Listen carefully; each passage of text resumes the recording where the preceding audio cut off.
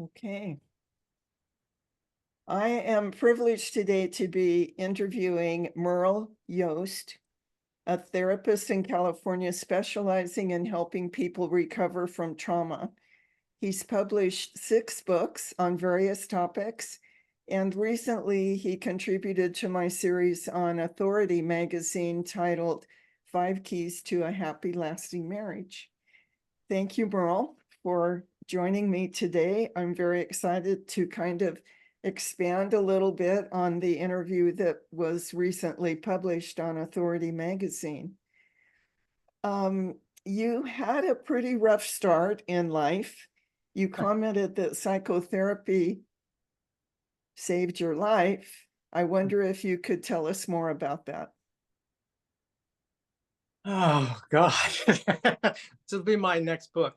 Uh, the short answer is that I grew up in a cult that was organized around my mother's delusion of being ruler of the world and sitting on the right hand of God. We were isolated from the world. I didn't get a lot of socialization outside of the family. Uh, it was primitive in many ways. Both my parents were farm kids from the backwoods of Illinois, I and we see. grew up mostly on farms. And so we were really isolated from the world. Uh, and then when we moved to the city, I was in shock. Yes, I bet. What a culture shock. And then to make things worse, I was raped by my father from about 9 to 12.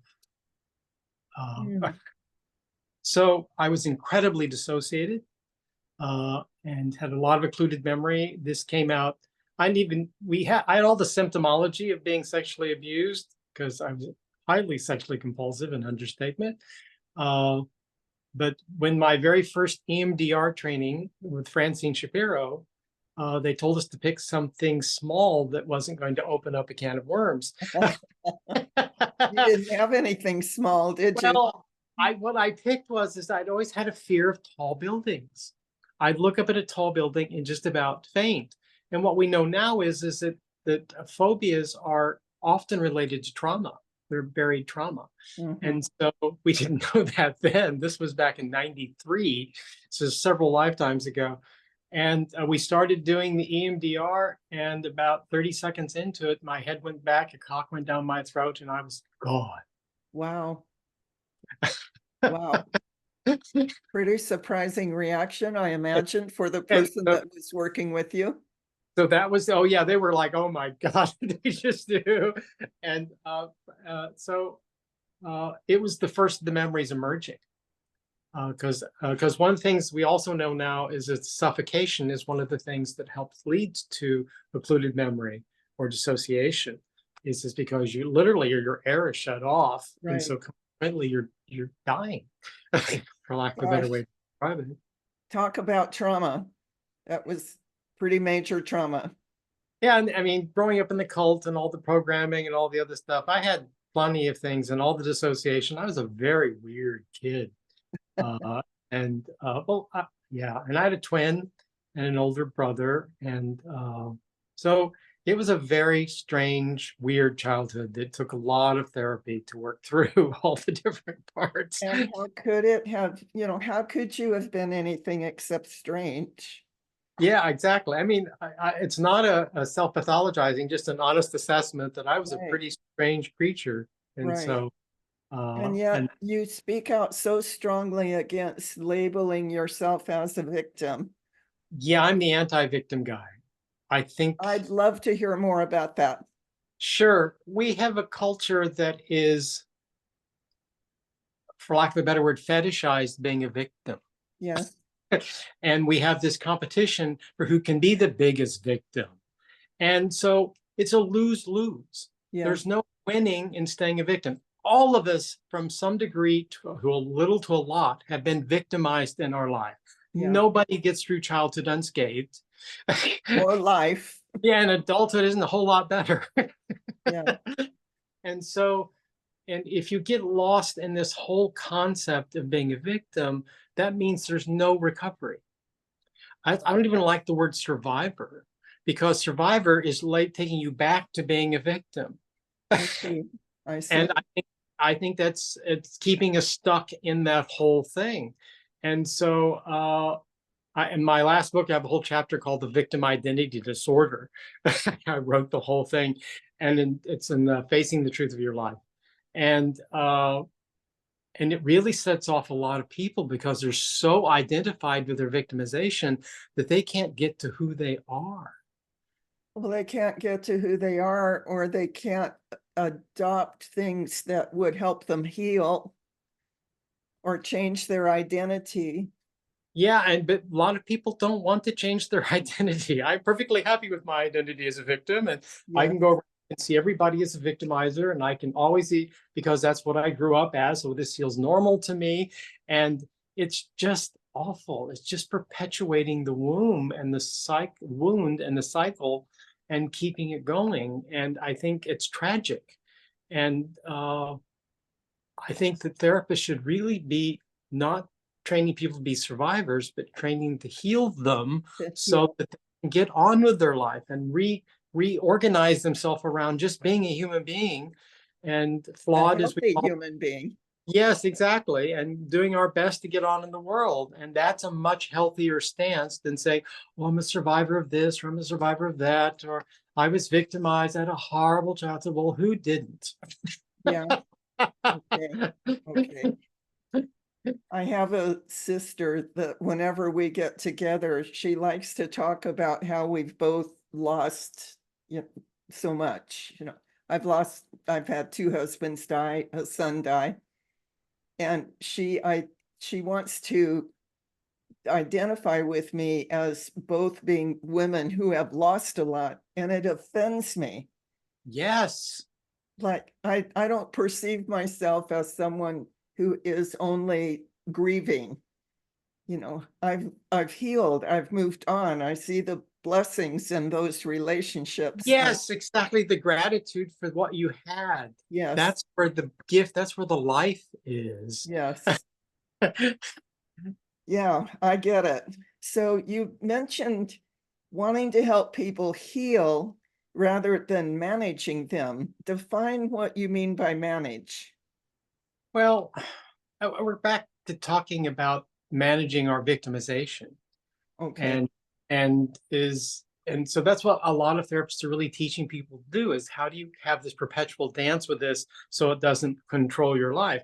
But I think the whole point is to move beyond the dance, move beyond that, and to really just heal and see that's a part of my past to help form who I am. And this is what my life is now. This is how I choose to be in the world. There's a corollary to this I didn't go into in the article it's in my last book. Well, that sets off a lot of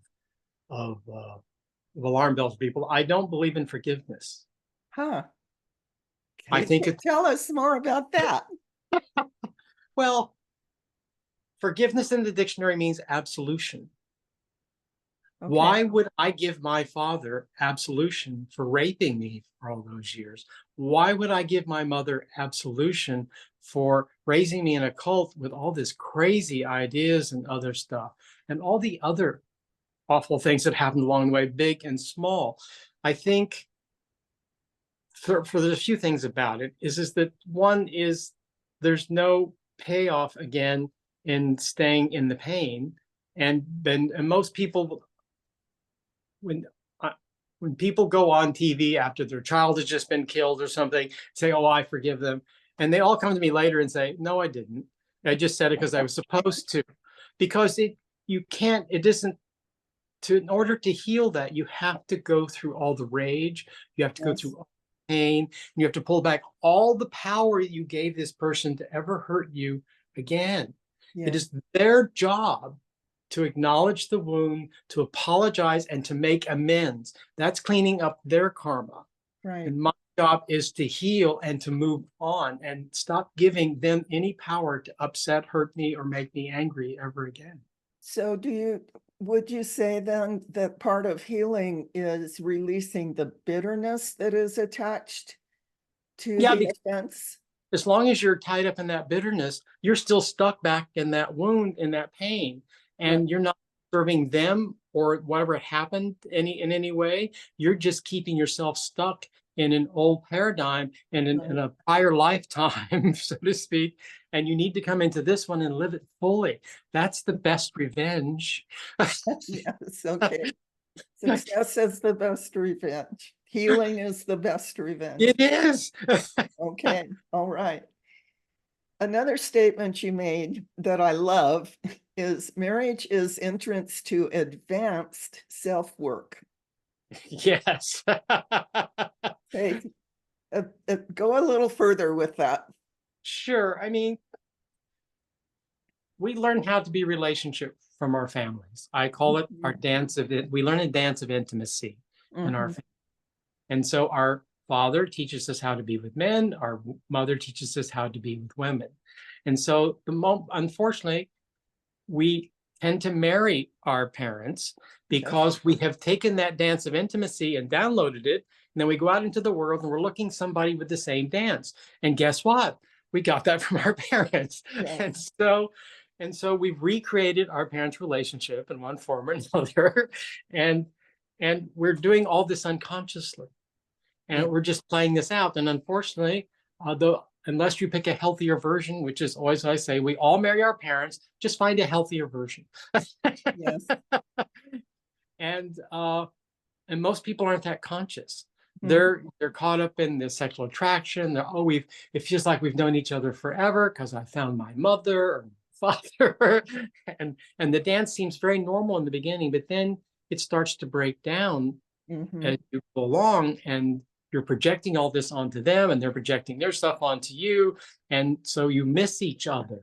And the whole point of a relationship is to get to these profound depths of vulnerability, which creates intimacy. Yes. And the greater the vulnerability, the greater the intimacy, the greater the contact that happens. And that's where the excitement happens. My other big issue about this is a whole merging thing about couples. It's a great way to kill the relationship because the excitement happens at the boundary. Merging kills the boundary and you kill the excitement, sexual and otherwise, in the relationship. I read that in your article and I agree wholeheartedly. You've got to remain individuals. Yeah. Yes. But I remember I used to sing a lot. I was semi-professional. And back in my youth, mother's dream that I'd be a professional singer. And I remember going to and singing at weddings, and they would have these two candles, and they'd each take a candle, and they'd light the candle in the middle together and blow out the other candles. And I'm going, ah! Don't do that. Stop. No, bad paradigm. I love that. I love that. That was something that I grew into, healed into. Yes. Yes, was that it was okay to remain individuals, and that leads to the next thing that I wanted to bring out from your article is Can I say one more thing about that? Please do. The relationship is a mirror to see ourselves and to stop projecting it all onto them. You have to look at the reflection you're getting back and say, oh, is this how I'm coming across? Or this who I really am? And is this who I want to be? And this how I want to stay? Or am I willing to do something about this because this person means enough to me that I'm willing to face that pain and heal it? Thank you so much for saying that. I have a frustration with some of my clients who learn things that make the relationship so much better. They're so much happier. But 6 months later, they call and want another appointment because they've drifted back into their old patterns. And they're back into blaming one another rather than assuming responsibility for maintaining the changes that brought them the joy that they love. Yes. So I'm wondering how you handle that with your clients. Well, I think couples are advanced work. It was never my favorite thing to do. I mean, I did it, but the frustration for me is that so many people simply were not interested in healing themselves. They simply wanted you to fix the other person. Right. Michelle Obama talked about that, being in therapy with Barack in couples therapy, and the Oh, psychiatrist going, okay, we've talked enough about him. Let's talk about you now. She says, no, I came here for you to fix him. good luck. So she found out that it goes both ways. Yes. And it does. And unfortunately, again, based on our socialization, it's always the other guy because we live as a perpetual victim. Yes. And so we've set it up so we're always going to be the victim. And it's a lose-lose for the kids, for this relationship, for the families. It just destroys everything. And so, all right. Sorry, I wanted to say a little more about that. I'm so glad you did. I call blame relationship cancer. Oh yeah. Blame, when you're blaming someone, you're playing the victim, and it ruins and all hope of moving forward with the relationship. And that's so most relationships, I hate to say this, but most people aren't mature enough to be in a relationship. They're Mhm. still in their child self of whatever level they're stuck at. And they're acting it like they're a child in the world who is responsible for taking care of them. Yes. And and Frank, and that's why I stopped doing couples counseling, because I Okay. got tired of hitting the same wall over and over and over again. And there are people who love it and who love that dance. I'm not one of them.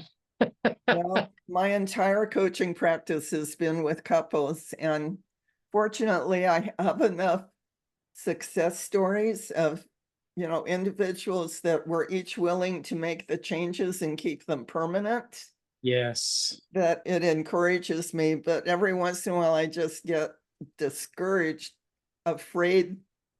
Is there anyone in the world that's willing to make their own changes?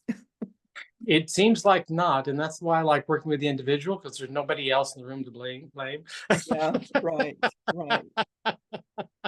You mentioned the importance of maintaining your own time, my time, our time, and Your time for the relationship when you're in any relationship that you want to thrive. Yeah, there's this mythology that the moment that you're married, that is that you're glued together and that you should spend every ounce of time together, and there's no excuse for not being there all the time. Mhm. And again, we're back to this merging into one being instead of being an individual. And we as an individual have our own separate interests. We have our separate things that we need to do, and we need Mhm. time alone. Uh-huh. And and so that's why my partner and I, we were coached by an older couple who really talked about the concept of your time, my time, and our time. And it really helped because we, again, couples have this expectation if you aren't working or going to the doctor that you're spending all of our time together, and that's just lethal to a relationship because Mhm. you're killing that excitement. It's a kind of merger that just destroys the relationship. And so remembering that you're each individuals and you both have things that you would do and want to do. One might be into baseball and the other might be into skydiving. They're not going to do those at the same time. Right, So right.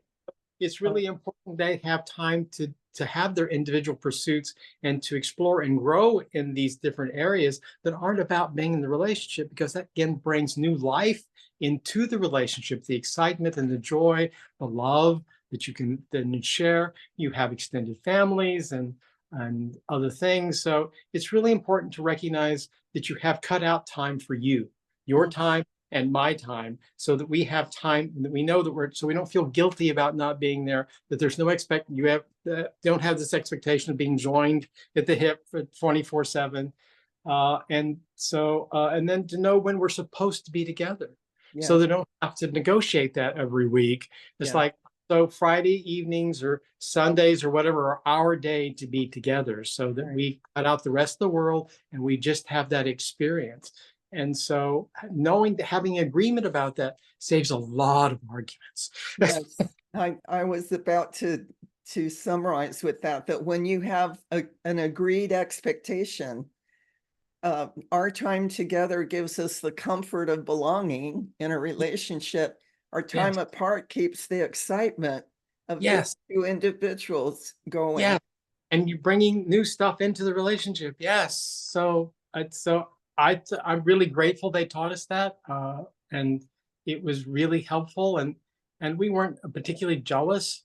It wasn't really an issue that there was a real, Mhm. a deep, deep, profound love. I mean, we were soulmates, and so, Uh-huh. but that can also go wrong too, as you know. So, Well, I'd like to also mention you observed that trust being broken when a child is growing up, if they observe that trust has been violated in their parents' marriage, then they may have a whole lot less tolerance for distrust in an adult relationship. I've also seen in couples that I've coached that for instance, when a male child sees his dad getting away with infidelity and having it excused, then it becomes a way of life. It's something that they duplicate.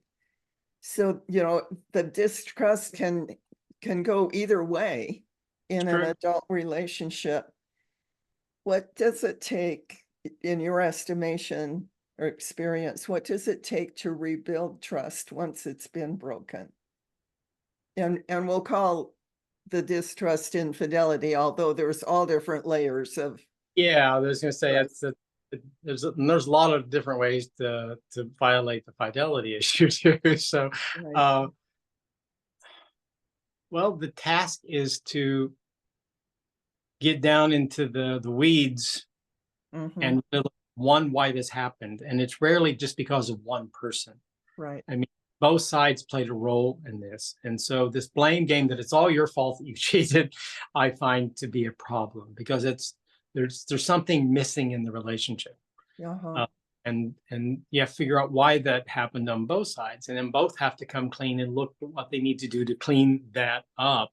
And there just has to be a real acknowledgement of the pain caused, and the vulnerability of healing that by getting vulnerable and really getting totally naked in front of the other person and showing them who you really are, and to see whether or not they can handle that or not, Mm-hmm. because the infidelity may actually have very little to do with sex and a whole lot more to do with what's actually going on in the relationship. Right. Or what went on in the past. Yes, exactly. And so, and it's also the family stuff that you're bringing into it from your parents. And so, Mhm. and today kids seem to be way, way too clear about what's going on in their parents' relationships. It's like there's almost no boundaries in there.